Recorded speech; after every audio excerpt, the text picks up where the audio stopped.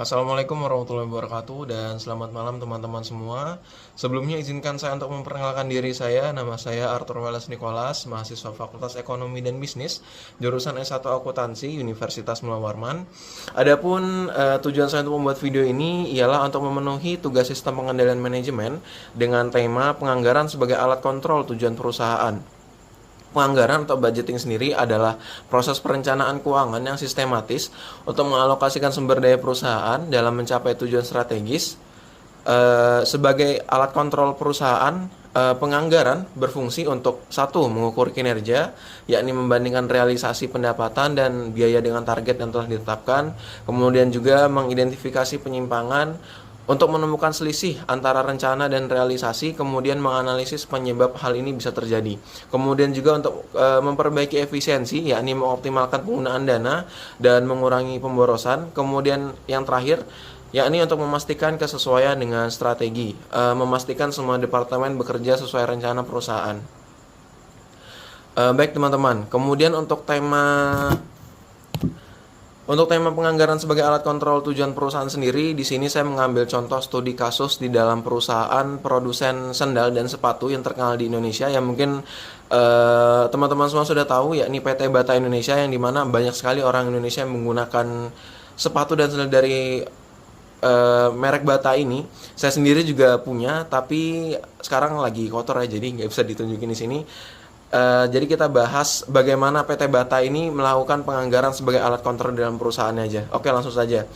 Di dalam implementasinya sendiri, PT Bata menggunakan penganggaran untuk mengontrol operasional produksi, pemasaran, dan juga keuangan. Contoh implementasinya itu ialah satu, penganggaran produksi, yakni mengontrol biaya bahan baku, tenaga kerja, dan overhead pabrik dengan cara menetapkan anggaran pembelian kulit, karet, dan bahan lainnya berdasarkan proyeksi produksi. Kemudian juga memantau efisiensi lini produksi untuk menghindari pemborosan.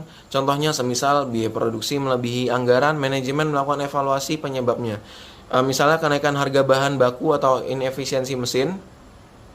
Kemudian bagian kedua dari penganggaran sebagai alat kontrol perusahaan, yakni penganggaran untuk pemasaran dan juga penjualan. Tujuan melakukan penganggaran pada bidang pemasaran dan penjualan ialah untuk mengontrol biaya promosi dan mencapai target penjualan. Contoh implementasinya semisal untuk menetapkan anggaran iklan, digital marketing, billboard, atau event. Kemudian juga untuk memantau efektivitas kampanye diskon atau loyalty program. Contohnya semisal penjualan di kuartal 1 tidak mencapai target, tim pemasaran mungkin harus menyesuaikan strategi promosi. Entah itu mereka akan mengecilkan anggaran yang mereka akan gunakan untuk melakukan marketing, atau justru mereka harus memperbesar anggaran mereka untuk melakukan marketing. Kemudian juga bagian ketiga ialah penganggaran operasional yang dilakukan oleh PT Bata dengan tujuan untuk mengendalikan biaya distribusi dan gudang. Contoh implementasi yang mereka lakukan ialah menganggarkan biaya logistik untuk pengiriman ke seluruh gerai Bata yang ada di Indonesia. Kemudian juga untuk memonitor tingkat persediaan atau inventory control untuk menghindari kelebihan stok atau kekosongan. Semisal contohnya ketika ada sebuah sendal yang sangat disukai oleh para customer Bata, PT Bata harus memastikan apabila sendal tersebut selalu tersedia di gerai yang dimana paling banyak pembelinya di gerai tersebut, paling banyak pembeli untuk jenis sendal tersebut. Kemudian juga untuk yang terakhir ialah penganggaran keuangan, ya, dengan tujuan untuk memastikan likuiditas dan profitabilitas.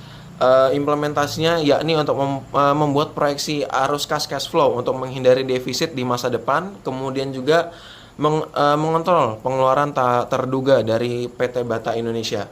Baik teman-teman, itu saja penjelasan dari saya mengenai tema penganggaran sebagai alat kontrol perusahaan.